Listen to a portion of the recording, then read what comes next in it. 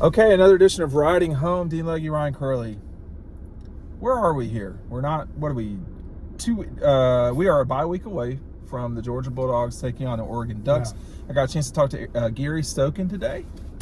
Gary Stokan is an influential person in college football right now. He is the,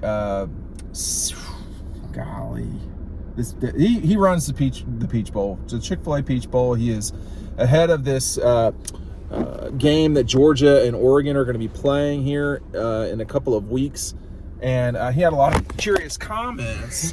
but let's talk about the Dogs first. Where are we with this team? What are you most concerned about heading into this thing? 15 days away. Biggest concern would just be experience on the defense. Right. Just they're lacking experience in a couple places. Right. Defensive end. I mean, Tyrion Ingram-Dawkins. I was looking at numbers today. He only played one game last year, so and he's getting vaulted into what's probably a starting role. Lineup, yeah. Jamon Dumas-Johnson played in a backup role. Tresman Marshall hasn't really played significant snaps. Smile Mondon hasn't played significant snaps. Xavier Story. So defensive end and the linebackers, and you can even throw Zion Logan there a little bit. Yeah, he hasn't had a lot of meaningful snaps, but he played in big games. But it wasn't. Experience, talent, not concerned at all. I think that the players that they have are very good. You can see it in drills, you can see it in scrimmages, whatever it is. You can see it from the tape last year. They're very good players. They just haven't played a lot. This team doesn't lack leadership on both sides of the ball. Okay, go deeper in on that. Nolan Smith, Christopher Smith, Jalen Carter. You can even throw Keely Ringo in there. He's a guy that's played in big moments, and he lived the biggest moment. So there it is. Really? Right there. He played in the biggest moments. Make sure you're picking up DAWGSTRUCTION. We are running out of preseason magazines. Get it today, and you'll get the magazine included with it. Also, our friends at Red Zone. I don't have the magazine with me. You do. We'll get to all that in a little bit. But pick it up today. If you go downtown to Clayton Street, it will be there. I was in there today. It's a very nice store. Keely Ringo. Let me push back on your leadership. You were talking about on the defensive side. I'm talking about just defense right now. Okay, so on the defensive side of the ball, you don't have Nakobe. You do not have Jordan, Trayvon Walker, Devontae. Those three. Jordan was a talker a little bit. Yeah. But those are not guys. I mean, Nolan Smith has a lot to say. He does. Christopher Smith's been around the block for a while. Yes. Year 5 for Christopher Smith, I believe. I think so. Yeah. William Poole's not nothing. No, he's super senior with the 6. And Robert Beal. Robert Beal. That matters. The older guys matter a lot. We saw that last year, how much age mattered. All right, they had a lot of old guys on that defense, and I think they have enough leadership to vault them to the playoffs. If you flip it onto the other side of the ball, Stetson Bennett. Starting right there. They have plenty of leadership and experience on the offensive side of the ball. Guys like Cedric Van Pran, guys like Warren McClendon, Kenny McIntosh. This is year 4 for him. Yeah. A lot of guys are entering year 3 and 4 that we haven't talked about that much. But think about it. This is Darnell Washington. This is year 3 for Darnell Washington. Correct. Even in the backups, Carson Beck. This is year 3 for Carson Beck. So they have the depth. They've got guys. In certain areas, they lack experience, mostly on the defensive side of the ball.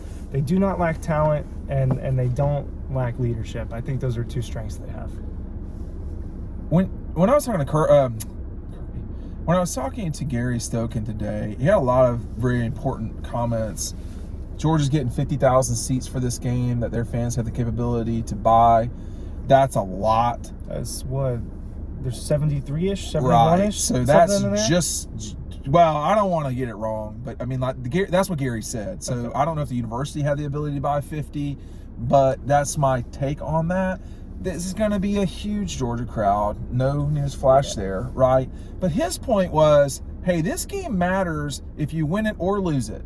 Now, I know Gary, we've been around the block a little bit, and I'm not sure I totally buy this, but this is what he's selling. Okay. He's saying, hey, look, in 2017, the College Football Playoff Committee viewed Alabama's win over Florida State, number 1 versus number 2 at the time, as a reason why to include Alabama in the discussion of playing in the national championship. They did not win their division. They did not win their conference. They lost 1 game which was the Auburn game. Or which game did they lose? They lost to Auburn. Yeah. So they were knocked out. We all knew, I feel like, that they were going to get in. Florida State was not very good. But Gary's point was... But that was a big reason. That was a huge game. But they hurt their starting quarterback from Florida State, and from that point forward... Who was it back then? Was that DeAndre Francois? Francois, yeah. And wow, that's a long time ago. My mother speaks 3 languages, one of which is French. I cannot speak French at all. I was going to make a joke. But Gary's point was, hey, you know, you're not going to get penalized if you play in this game. It's going to be viewed as, you know, he was like, hey, look, what if Georgia loses this game and they go on and win the league? They're still going to get in, you know? That was his point. He said, we've never had a 2-loss team get in the college football playoff. He said, if you're Georgia and you win, and you lose to Oregon, but you win the league and maybe you pick up another loss. This is not what Gary said, but so a 2-loss you're telling me a 2-loss conference champion of the SEC is not going to get in? Auburn had 2 losses in 17. And they would have gotten in. They would have gotten in, no question. Yeah. They were number 2 in that game. Yes. They were Georgia was 7. And Georgia was 6 or 7, something like that. Whatever it was. Now look, if you like this shirt, do you see what it says? It's flipped because of the camera. Crap. It says, talk Kirby to me. I've seen the shirt around. Okay. No, you've seen it at Red Zone. Yeah. Okay. Our friends at Red Zone. No, I've Zone. seen people wear it. So have you really? They're already making sales. This is actually, you think this is a double or a single X? If I'm asking, it should give it away. Looks like a single X. It's a single X. It's a little bit tighter than usual. Some of us have a little bit of work to do in the gym. But I think this is hilarious myself. But you can pick it up. I've actually got a link to this down below. So if you like this shirt, it's all you. They got it white and red. If we're talking, talk Kirby to me. Y'all want me to talk Kirby? Last week, talking Kirby he was a little bit bummed out. Is a good way to put it. Okay. Disappointed. He wasn't angry.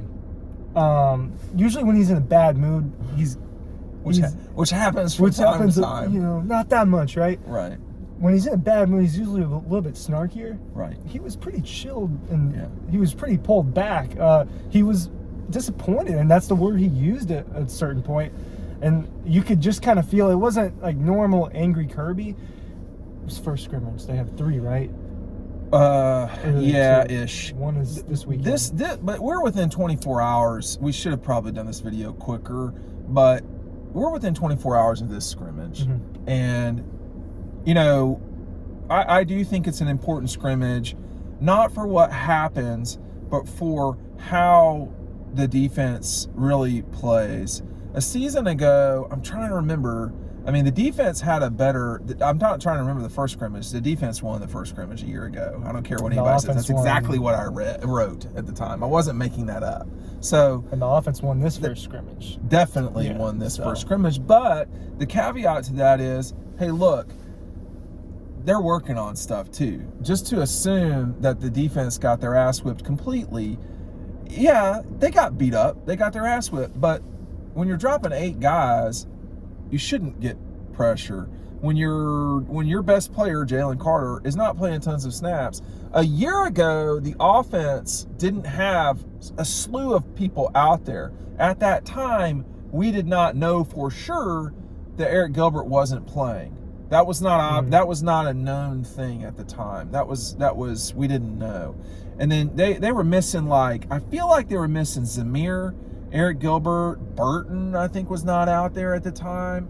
Darnell was not out there at the time. No, and that paved way for people like Brock Bowers. It did, and it also paved way for, as I was saying last night, I think, can't you let these people freak out? Like last year, they were freaking out. Oh my God, they were in a panic. Voice of reason.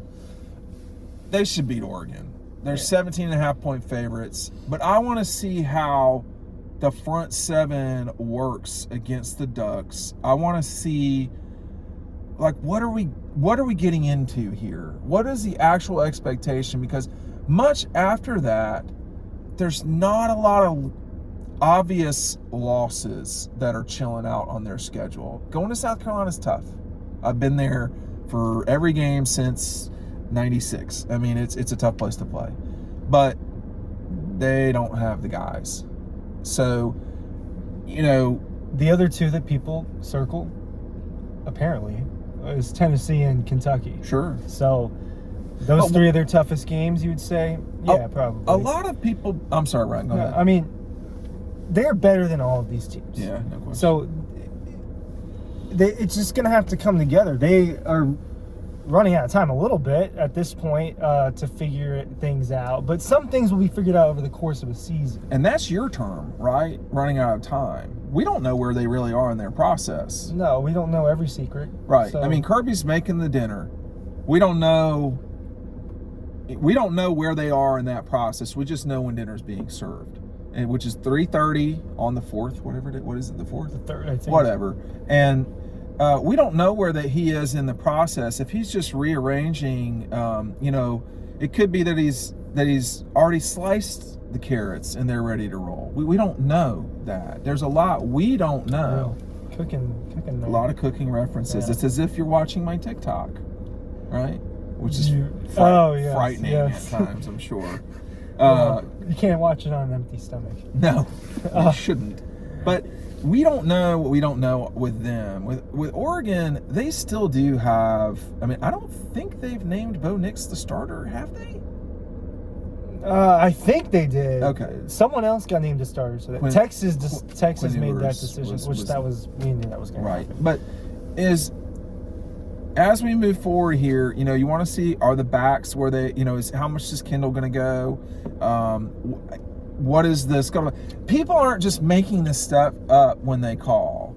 I mean, they're, you know, I don't take any one person's word for it. If someone said, I'm not going to say which player it was that there was conflicting information on. I didn't mention the player because I don't trust what's being said. You know, like, it's one person's view is one thing. I mean, if you and I were to look out and describe what's in front of us, I would hope we would both say, oh, there's green out there. Yeah. But a lot of people would say, oh, no, it's a forest, you know?